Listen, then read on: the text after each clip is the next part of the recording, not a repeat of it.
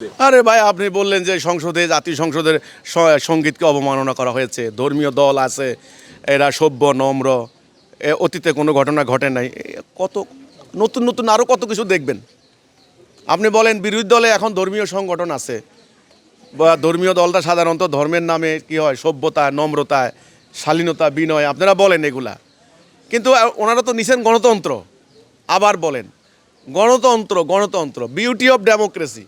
Democracy মানেই হলো এখানে মারামারি, খুনাখুনি হবে, এখানে গণ্ডগোল হবে, এখানে সরকার বিল উঠাবে, বিরোধী দল বিলের বিরোধিতা করবে।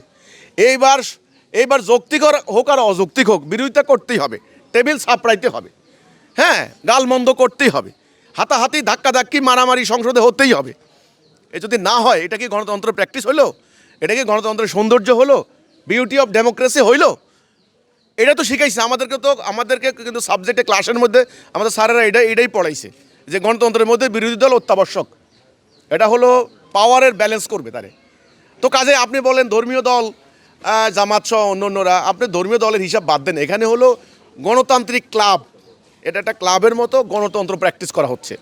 তো এখানে বিরোধী দল হইচই করবে, ওয়াকআউট করবে, এরা টেবিল ছাপড়াবে, এরা মারামারি করবে, রাস্তায় করবে, ওখানে না পারলে, সংসদে না পারলে রাস্তায় করবে, রাস্তায় না পারলে মহল্লায় করবে।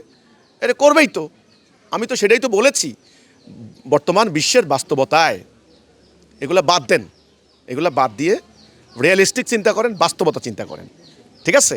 যে কীভাবে জাতিকে বাঁচাবেন, এসব নাটক দিয়ে হবে না, হবে না, ঠিক আছে? এখন বর্তমান পার্লামেন্ট, আমি বলবো এটা সমঝোতার পার্লামেন্ট, এটা একটা সমঝোতার সংসদ। বিএনপি আর জামাত এনারা তো দীর্ঘদিন একসাথে এনারা ছিলেন, একসাথে বন্ধু, গলায় গলায় মিলিয়ে তারা আন্দোলন করেছেন, একজোটে একসাথে খাইছেন, একসাথে ইফতার করছেন, একসাথে মিটিং করছেন সরকার বিরোধী। এখন তারা ক্ষমতা এসে এক দলকে আউট করে দিয়া কেউ সরকারি দল, কেউ বিরোধী দলে গেছেন। আমি বলবো এবারের সংসদটা একটা সমঝোতার সংসদ, একটা সমঝোতার পার্লামেন্ট। এ যা দেখতে পাচ্ছেন, এই যে ওয়াকআউট, চিৎকার চেঁচামেচি ইত্যাদি ইত্যাদি, এগুলার